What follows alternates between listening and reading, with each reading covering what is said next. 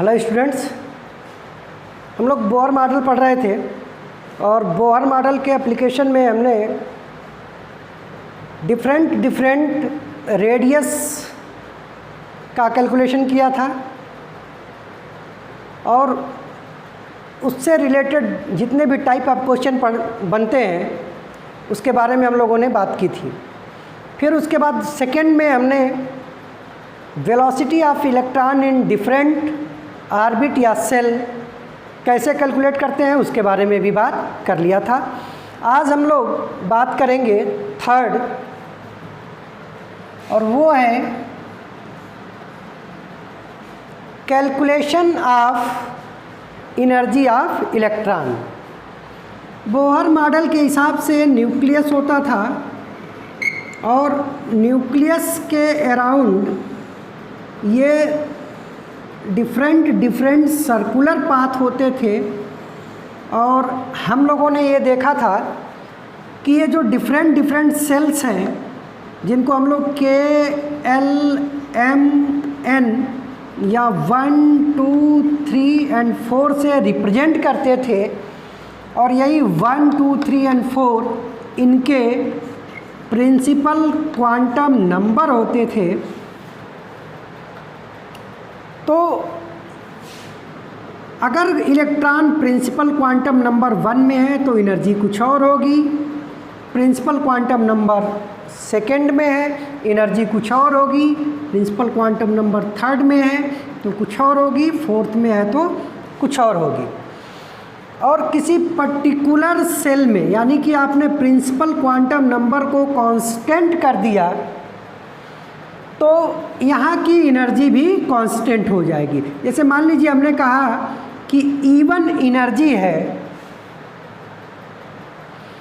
Energy है electron की principal quantum number 1 में, तो जब तक ये प्रिंसिपल क्वांटम नंबर 1 यानी कि फर्स्ट सेल में सर्कुलेट करता रहेगा ये एनर्जी भी कांस्टेंट होगी। इसी तरीके से E2 में इलेक्ट्रॉन है, अगर सेकेंड सेल में है यानी कि प्रिंसिपल क्वांटम नंबर सेकेंड में है तो फिर उसकी एनर्जी E2 होगी और जब तक यहाँ रहेगा एनर्जी E2 ही रहेगी यानी कि इसकी वैल्यू भी कांस्टेंट होगी। मतलब किसी पर्टिकुलर सेल में जब तक इलेक्ट्रॉन मूव करेगा इसकी एनर्जी कांस्टेंट रहेगी। तो हमको यही देखना है, यही कैलकुलेट करना है कि किसी पर्टिकुलर सेल में जब इलेक्ट्रॉन मूव करता है तो उसकी एनर्जी क्या होती है। अब देखते हैं ज़रा, जैसे मान लीजिए कि हमारे पास एक यूनी इलेक्ट्रॉन सिस्टम है। अब यूनी इलेक्ट्रॉन सिस्टम के लिए कंडीशन प्रोटॉन पे नहीं है, सिर्फ है इलेक्ट्रॉन पे। तो उसके पास एक इलेक्ट्रॉन है और ये इलेक्ट्रॉन डिफरेंट सेल में मूव करेगा। ये n = 1 है, 2 है, 3 है। यहाँ पे एनर्जी E1 है तो ये एनर्जी क्यों होगी, कहाँ से आएगी? तो देखो यहाँ पे दो एनर्जी होगी। एक तो ये इलेक्ट्रॉन मूव कर रहा है और आपको पता है कि कोई भी मूविंग पार्टिकल है तो उसमें एक एनर्जी होती है उसके मूवमेंट की वजह से, मोशन की वजह से, और उस एनर्जी को बोलते हैं काइनेटिक एनर्जी। और काइनेटिक एनर्जी होता है 12mv²। और दूसरी एनर्जी होगी ये न्यूक्लियस जिसमें Z प्रोटॉन है और एक प्रोटॉन का चार्ज E है, तो टोटल ZE पॉजिटिव चार्ज है न्यूक्लियस के अंदर और इस इलेक्ट्रॉन के ऊपर चार्ज E है। तो इस पॉजिटिव चार्ज और इलेक्ट्रॉन के चार्ज के वजह से एक एनर्जी होती है उसको बोलते हैं पोटेंशियल एनर्जी। और पोटेंशियल एनर्जी आपने फिजिक्स में पढ़ा होगा कि दो चार्ज पार्टिकल हैं जिनका चार्ज Q1 और Q2 है, बीच की डिस्टेंस R है, तो इनके बीच की जो पोटेंशियल एनर्जी होती है वो होती है 1/4 pi epsilon not Q1 Q2 upon R, जहाँ पे R इनके बीच की क्या है, डिस्टेंस है। तो ये हो जाएगी इसकी पोटेंशियल एनर्जी। अब हमको टोटल एनर्जी निकालना है, तो टोटल एनर्जी हम निकालेंगे kinetic energy plus potential energy. तो यही चीज़ हमको यहाँ पे सीखना है कि किसी पर्टिकुलर सेल में जब इलेक्ट्रॉन मूव करता है तो उसकी टोटल एनर्जी कितनी होती है, या काइनेटिक एनर्जी कितनी होती है, या पोटेंशियल एनर्जी कितनी होती है। ठीक है, तो ये हमारा ऑब्जेक्टिव है आज के लेक्चर का, और इसी से रिलेटेड हमको क्वेश्चन भी आज करने हैं। तो हम लोग शुरू करते हैं। पहला हेडिंग डालते हैं, कैलकुलेशन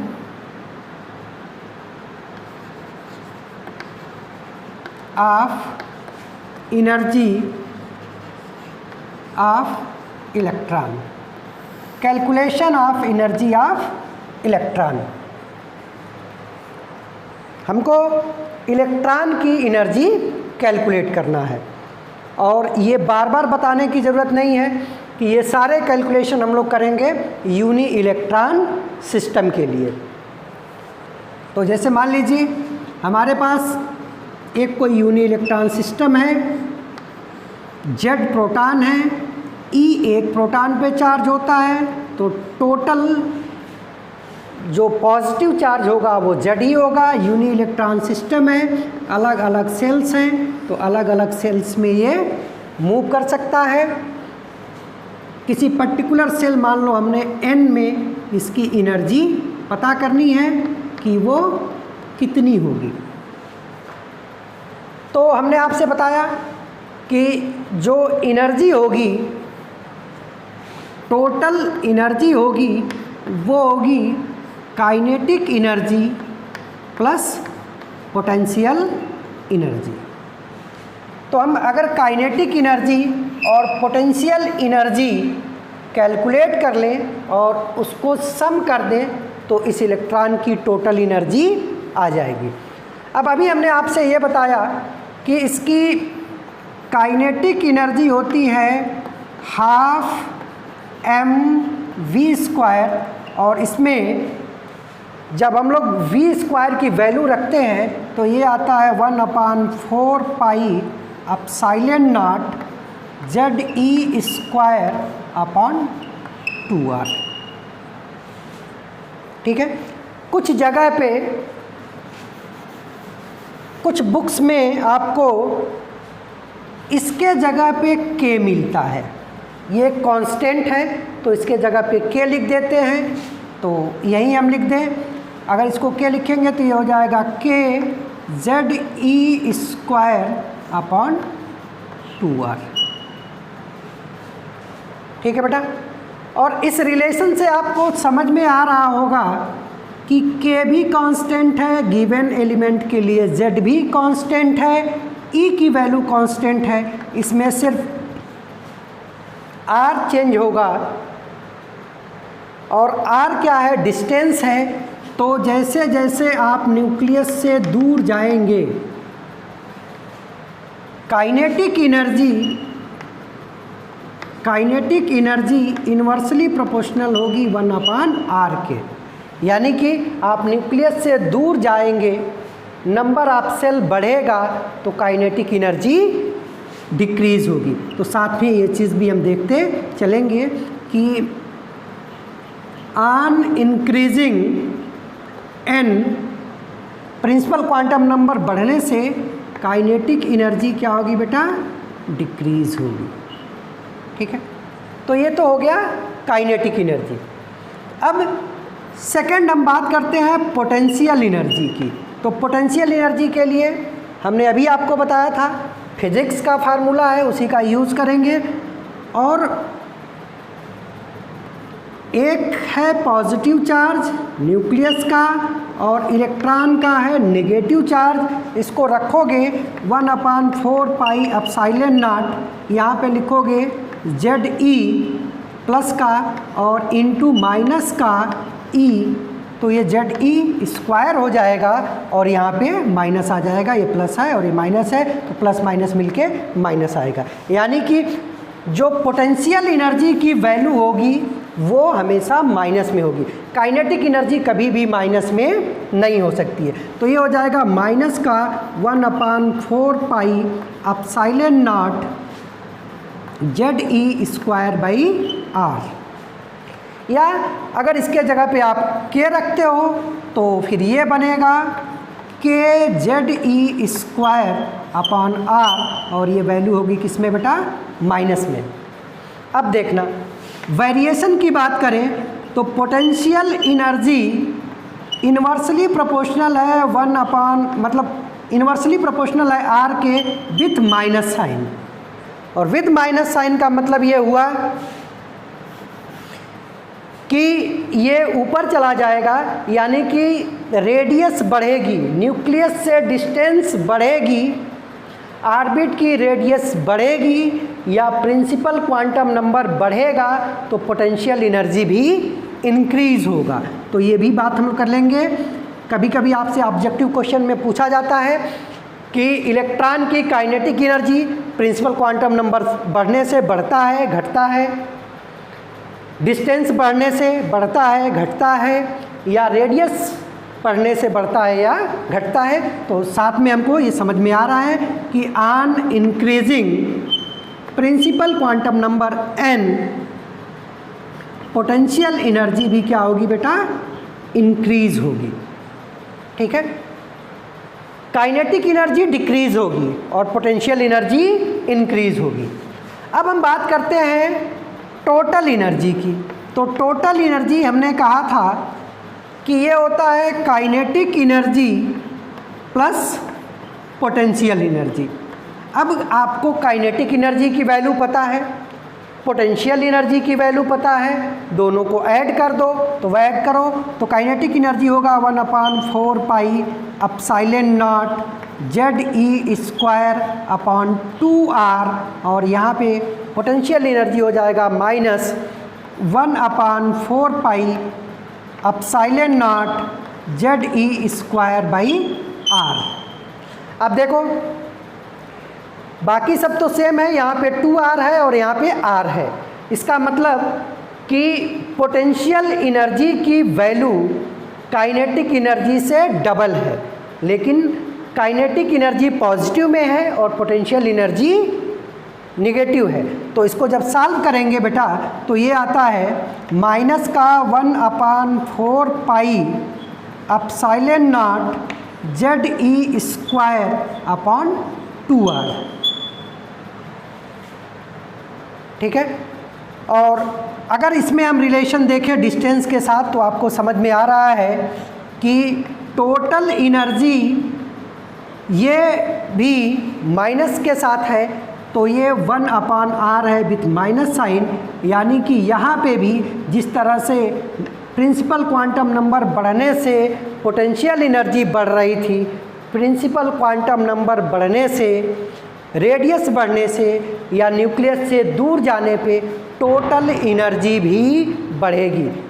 तो बोल देंगे कि on increasing principal quantum number total energy भी क्या होगी बेटा? इंक्रीज होगी। और इसीलिए मैंने, अगर आपको याद हो तो मैंने कहा था कि जैसे जैसे हम न्यूक्लियस से दूर जाते हैं इन इलेक्ट्रॉन्स की एनर्जी बढ़ती है। जैसे हमने इसको E1 बोला था, इसको E2 बोला था, इसको E3 बोला था, तो हमने कहा था कि E3 is greater than E2 is greater than E1। और जब ये इनफाइनाइट पे चला जाता है तो उस समय इसकी एनर्जी मैक्सिमम हो जाती है और वो मैक्सिमम वैल्यू होती है 0। ठीक है, तो इतना सब कुछ करने के बाद जो टोटल एनर्जी का फार्मूला आया, टोटल एनर्जी का जो फार्मूला आया हमारे पास वो क्या आ गया बेटा? ज़रा एक बार देखते हैं हम लोगों ने कैलकुलेट किया है टोटल एनर्जी। टोटल एनर्जी आया है माइनस का 1/4 पाई एप्सिलॉन नॉट ZE²/2R। यहाँ पे R क्या है? रेडियस है, और रेडियस के बारे में हम लोगों ने पहले ही पढ़ लिया है कि किसी भी यूनी इलेक्ट्रॉन सिस्टम में किसी भी ऑर्बिट की जो रेडियस होती है उसका फार्मूला हम लोगों ने किया था n² h² epsilon not ZE²/πm। तो यही R की वैल्यू यहाँ पे पुट करेंगे तो जो टोटल एनर्जी आ जाएगा वो आ जाएगा माइनस का 1/4 pi epsilon not ZE²/2 into R के जगह पे रख देंगे n² h² epsilon not ZE²/πm। ठीक है बेटा। और जब इसको सॉल्व करते हैं तो फाइनली जो हमारा आंसर आता है वो आता है माइनस का mz²e⁴।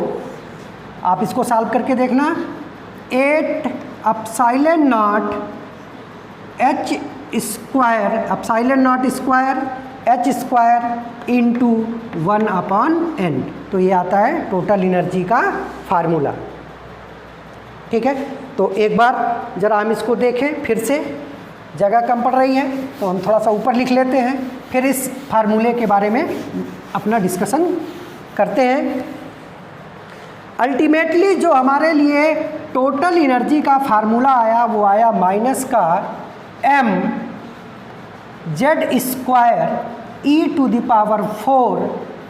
Divided by 8 epsilon not square h² into 1/n। ठीक है, अब इस फार्मूले की ज़रा बात करो। इस फार्मूले में m मास ऑफ इलेक्ट्रॉन है, मास ऑफ इलेक्ट्रॉन है, और इसकी वैल्यू आपको पता है, मैं लिखूंगा नहीं अब। z उस यूनी इलेक्ट्रॉन सिस्टम का एटॉमिक नंबर है, e चार्ज ऑन इलेक्ट्रॉन है, एप्सिलॉन नॉट परमिटिविटी है, h प्लैंक कांस्टेंट है, और इन सब की वैल्यू ऑलरेडी हमको पता है। तो अगर हम इन सब की वैल्यू रखें, ठीक है बेटा, n क्या है? प्रिंसिपल क्वांटम नंबर है, तो जो भी कांस्टेंट है उनको अलग कर लें और जो वेरिएबल है उनको अलग करें, तो t बराबर हो जाएगा माइनस का me⁴/8 epsilon not square h² into ये आएगा, यहाँ पे स्क्वायर आएगा बेटा, n², तो ये आ जाएगा Z²/n²। ठीक है, अब इसमें से सिर्फ ये चीज़ वेरिएबल है, बाकी सब कांस्टेंट है, और इन कांस्टेंट की वैल्यू अगर हम रखते हैं तो टोटल एनर्जी की वैल्यू आती है -13.6 Z²/n² इलेक्ट्रॉन वोल्ट। और ये फार्मूला बहुत इम्पॉर्टेंट है, वेरी वेरी इम्पॉर्टेंट फार्मूला है कि किसी इलेक्ट्रॉन की जो टोटल एनर्जी होती है वो होती है -13.6 Z²/n² इलेक्ट्रॉन वोल्ट। ठीक है, अब आपको क्या करना है, किसी भी यूनी इलेक्ट्रॉन सिस्टम के लिए Z की वैल्यू पता होगी और n की वैल्यू पता होगी, तो आप इलेक्ट्रॉन की एनर्जी इलेक्ट्रॉन वोल्ट में कैलकुलेट कर सकते हो। इस फार्मूले में ये जो वैल्यू आएगी वो इलेक्ट्रॉन वोल्ट में आएगी। कभी कभी ये एनर्जी इलेक्ट्रॉन वोल्ट में न दे के जूल में, किलो कैलोरी में या अर्ग में दिया होता है, तो उसके लिए सिंपली आपको ध्यान रखना है कि 1 इलेक्ट्रॉन वोल्ट होता है 1.6 × 10⁻⁻⁻⁴ 19 जूल, और ये बराबर होता है, मतलब 1 इलेक्ट्रॉन वोल्ट इतने जूल के बराबर होता है। किलो कैलोरी की बात करें तो 23.052 किलो कैलोरी होता है, और अर्ग में बात करो तो 1.6 × 10⁻⁻12 अर्ग होता है। तो ये कन्वर्जन फैक्टर अगर आपको याद रहेगा और इस फार्मूले के यूज से आप इलेक्ट्रॉन वोल्ट में निकालेंगे, तो इलेक्ट्रॉन वोल्ट में न पूछ के जूल में, किलो कैलोरी या अर्ग में अगर आपसे एनर्जी पूछी जाएगी तो इसको कन्वर्ट कर सकते हैं। क्लियर है बेटा? बोलो। और यही बहुत ही इम्पॉर्टेंट फार्मूला है हमारे लिए एनर्जी कैलकुलेट करने के लिए। अब इस फार्मूले से, जैसे हमने आपसे कहा था कि रेडियस वाले फार्मूले से भी आपसे 4 से 5 तरह से क्वेश्चन पूछे जाते थे, उसी तरीके से इस एनर्जी वाले फार्मूले से भी 4 या 5 तरह से क्वेश्चन पूछे जाएंगे। ठीक है, तो चलो एक एक करके ज़रा हम लोग इस फार्मूले का यूज़ देख लेते हैं। हम ध्यान रखेंगे कि इस फार्मूले का यूज़ करते समय जो एनर्जी कैलकुलेट होकर आती है वो किस में आती है? इलेक्ट्रॉन वोल्ट में, और एज पर रिक्वायरमेंट मैंने आपको कन्वर्जन फैक्टर बता दिए हैं। अगर किसी अदर यूनिट में पूछी जाती है तो आप कन्वर्जन फैक्टर यूज़ कर सकते हैं। अब इसमें जो फर्स्ट क्वेश्चन होगा, फर्स्ट टाइप ऑफ क्वेश्चन होगा, वो आपको सिंपली किसी यूनि इलेक्ट्रॉन सिस्टम का नाम बताएंगे और उसके पर्टिकुलर सेल में इलेक्ट्रॉन की एनर्जी पूछेंगे। जैसे मैंने आपसे कहा कि calculate energy of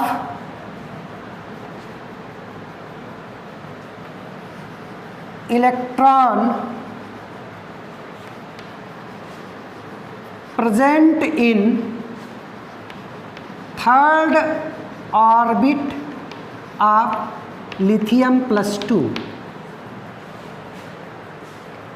lithium +2 uni electron system, और यूनि इलेक्ट्रॉन सिस्टम के थर्ड ऑर्बिट में जो इलेक्ट्रॉन है उसकी आपको एनर्जी बतानी है। तो एनर्जी का सिंपल फार्मूला हम लोग आएंगे -13.6 Z² अब ये तो हमारा मेन फार्मूला है, ध्यान रखेंगे, इलेक्ट्रॉन वोल्ट। अब जो क्वेश्चन दिया गया है, इस क्वेश्चन को जब आप पढ़ेंगे तो आपको पता चलेगा कि इस क्वेश्चन के हिसाब से हमको N3 रखना है, क्योंकि थर्ड ऑर्बिट बोल रहा है, और लिथियम है तो लिथियम के लिए Z की वैल्यू भी 3 होती है। तो बस ये वैल्यू रखेंगे तो ये आ जाएगा E = -13.6 इंटू, अब ये Z का स्क्वायर मतलब 3 का स्क्वायर, और नीचे भी N का स्क्वायर मतलब 3 का स्क्वायर, और ये आएगा किसमें? इलेक्ट्रॉन वोल्ट में, इससे कैंसिल हो जाएगा।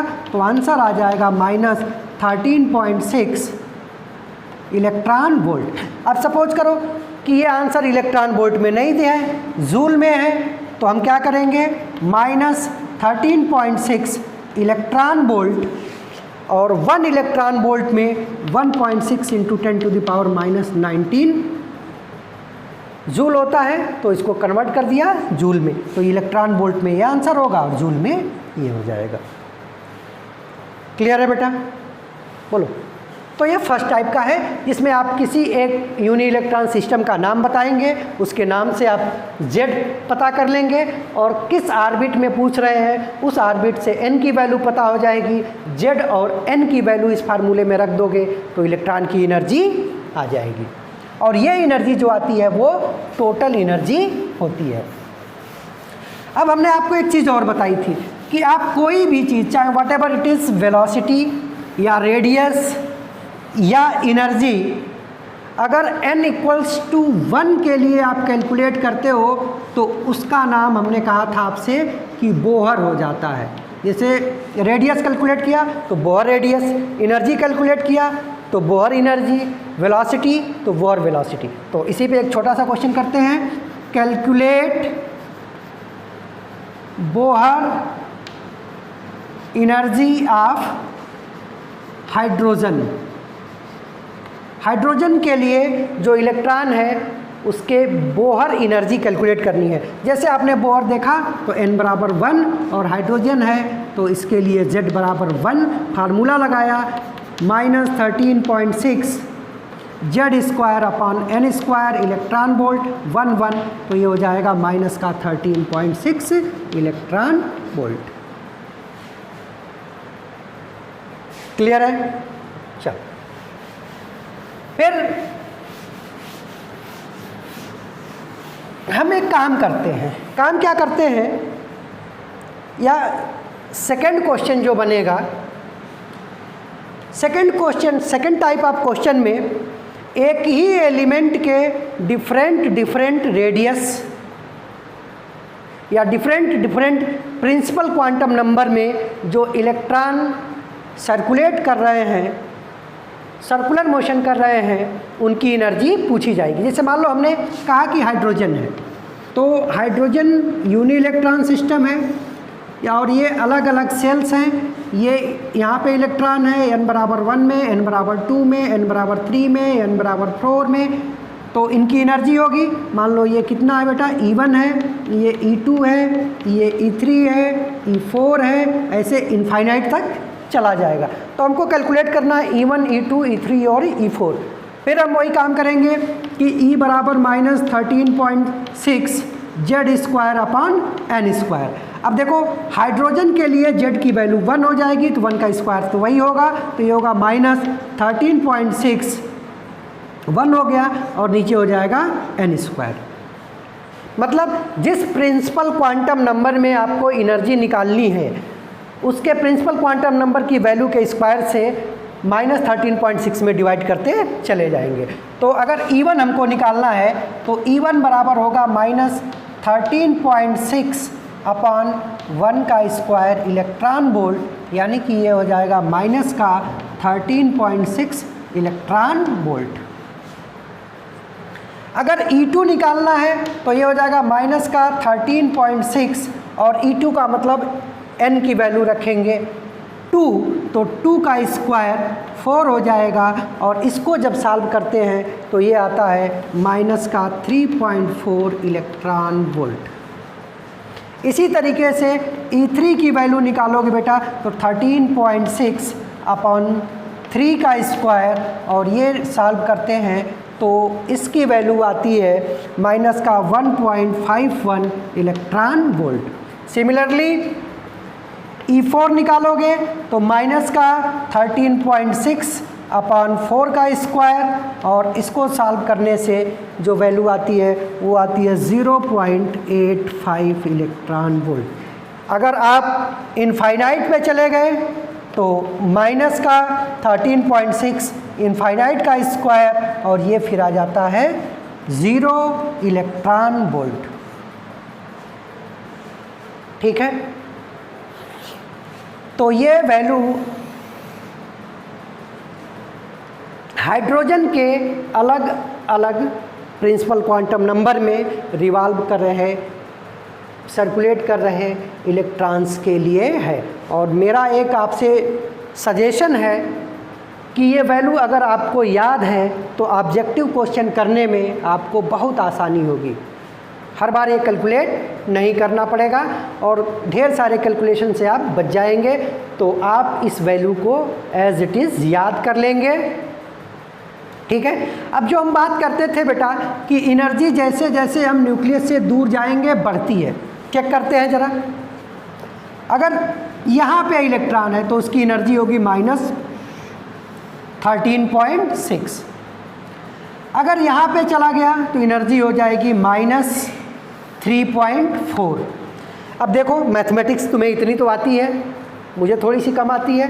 13.6 इलेक्ट्रॉन वोल्ट माइनस का और माइनस का 3.4 इलेक्ट्रॉन वोल्ट, इन दोनों में से कौन ज़्यादा है?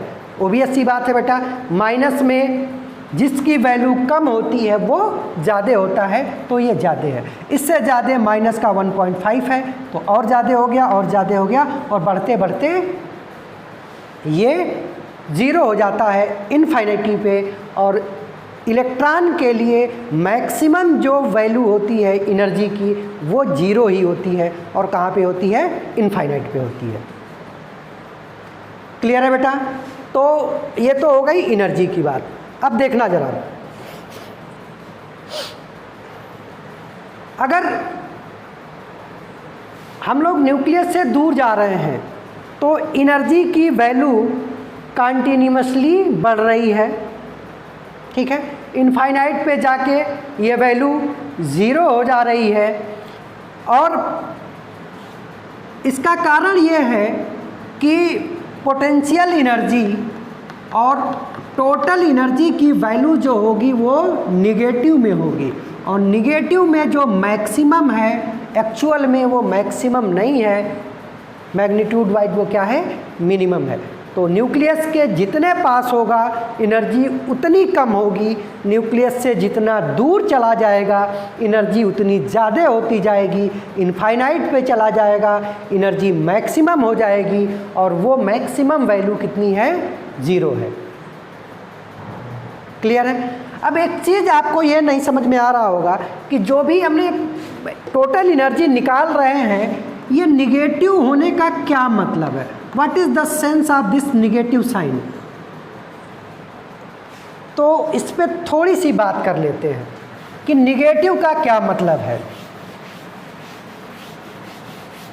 देखो, हमने आपको ये बताया था, कुछ फिजिक्स के फंडामेंटल्स है कि 2 चार्ज हैं और अगर दोनों पॉजिटिव हैं तो ये एक दूसरे को रिपेल करेंगे, दोनों निगेटिव हैं तो भी ये एक दूसरे को रिपेल करेंगे, और इनमें से एक पॉजिटिव है और एक निगेटिव है, जो कि यहाँ पे एटम के केस में है, तो ये एक दूसरे को अट्रैक्ट करेंगे।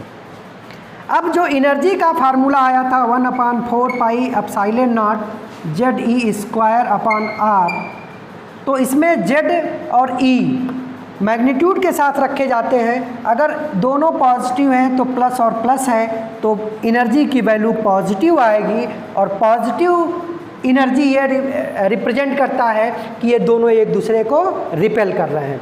सिमिलरली अगर दोनों निगेटिव हैं तो भी ये ओवरऑल एनर्जी की वैल्यू पॉजिटिव आएगी, और पॉजिटिव एनर्जी का मतलब ये एक दूसरे को रिपेल कर रहे हैं। लेकिन एक पॉजिटिव है एक निगेटिव है तो ओवरऑल ये वैल्यू कैसी आ जाएगी बेटा? निगेटिव आ जाएगी, और निगेटिव एनर्जी होने का मतलब कि ये न्यूक्लियस इस इलेक्ट्रॉन को अपनी तरफ खींच के रख रहा है, इसको अपने तरफ अट्रैक्ट कर रहा है। तो निगेटिव साइन का मतलब ये है कि इस न्यूक्लियस और इलेक्ट्रॉन के बीच में इलेक्ट्रोस्टैटिक फोर्स ऑफ अट्रैक्शन है। बस सिंपली ये मतलब है कि इन दोनों के बीच में फोर्स ऑफ अट्रैक्शन है, और फोर्स ऑफ अट्रैक्शन है इसीलिए एनर्जी किस में आ रही है? निगेटिव में आ रही है। ठीक है बेटा? चलो, अब इसके बाद इसी पे हमको अलग अलग टाइप से क्वेश्चन करने हैं। वो क्वेश्चन जरा हम लोग देख लेते हैं एक दो। एक तो हमने आपसे यही बता दिया कि फर्स्ट टाइप क्वेश्चन पूछा जाएगा कि किसी यूनी इलेक्ट्रॉन सिस्टम का आपको नाम बता देंगे, और उस यूनी इलेक्ट्रॉन सिस्टम में किसी पर्टिकुलर सेल के बारे में कहा जाएगा और आपसे एनर्जी बतानी है। सेकंड होगा कि एक ही एलिमेंट के अलग अलग ऑर्बिट की रेडियस एनर्जी पूछी जाएगी, तो उसके लिए E = -13.6 Z²/n²।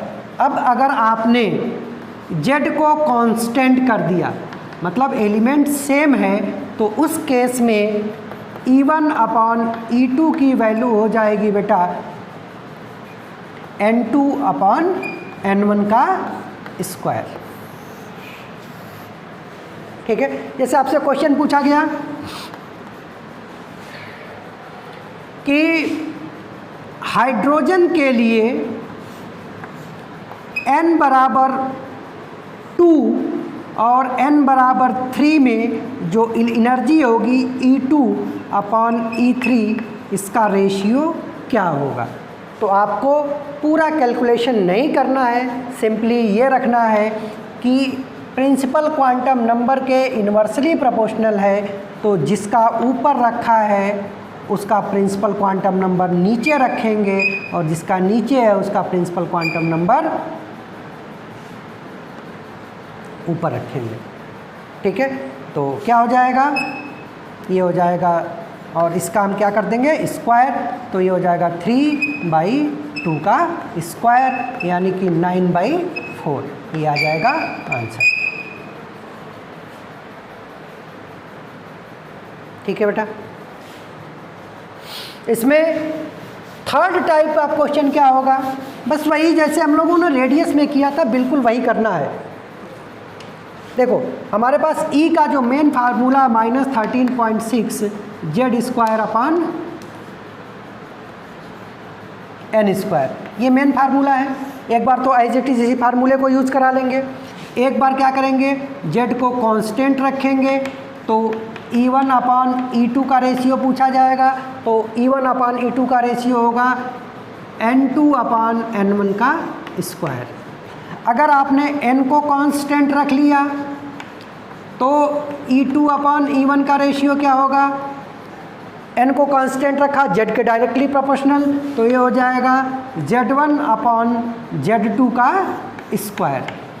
ठीक है, आपने दोनों को कांस्टेंट नहीं रखा तो फिर E1/E2 क्या हो जाएगा बेटा, अब z डायरेक्टली प्रोपोर्शनल है तो Z1 का स्क्वायर अपॉन Z2 का स्क्वायर, और प्रिंसिपल क्वांटम नंबर के इन्वर्सली प्रोपोर्शनल है तो ये N2 का स्क्वायर अपॉन N1 का स्क्वायर।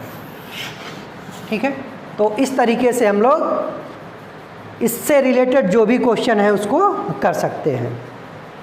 जैसे सपोज करो हम आपसे एक क्वेश्चन पूछें, क्वेश्चन सिंपल सा है कि calculate ratio of energy of electron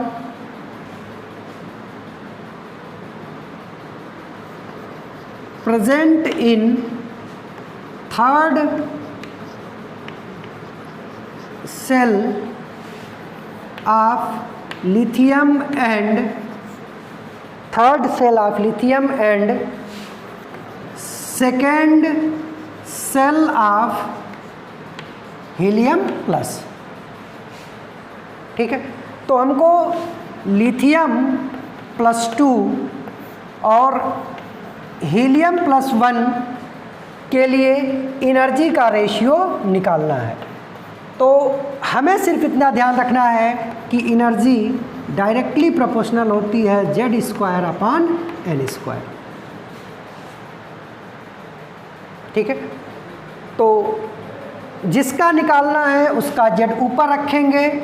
lithium है, लिथियम के लिए Z की वैल्यू होती है 3, तो 3 का square divided by helium Z की वैल्यू होती है 2, तो 2 का square into principal quantum number के इन्वर्सली प्रोपोर्शनल, तो जो ऊपर है उसका प्रिंसिपल क्वांटम नंबर नीचे, लिथियम ऊपर है तो लिथियम के थर्ड के लिए कहा है तो ये नीचे आ जाएगा, ये हो जाएगा 3 का स्क्वायर, और हीलियम नीचे है तो इसका प्रिंसिपल क्वांटम नंबर ऊपर हो जाएगा, ये हो जाएगा 2 स्क्वायर, ये पूरा कैंसिल हो जाएगा, ये रेशियो आ जाएगा 1, रेशियो 1। ठीक है बेटा, तो ये हमारा आंसर हो जाएगा। बस आपको एक मेन फार्मूला ध्यान रखना है और उसी फार्मूले का डिफरेंट वे में एप्लीकेशन आपको करना है। ये चीज़ें क्लियर तब होंगी जब आप प्रैक्टिस खूब करेंगे। जितने मैक्सिमम नंबर आप क्वेश्चन आप करेंगे आपके कॉन्सेप्ट उतने क्लियर होंगे। Thank you.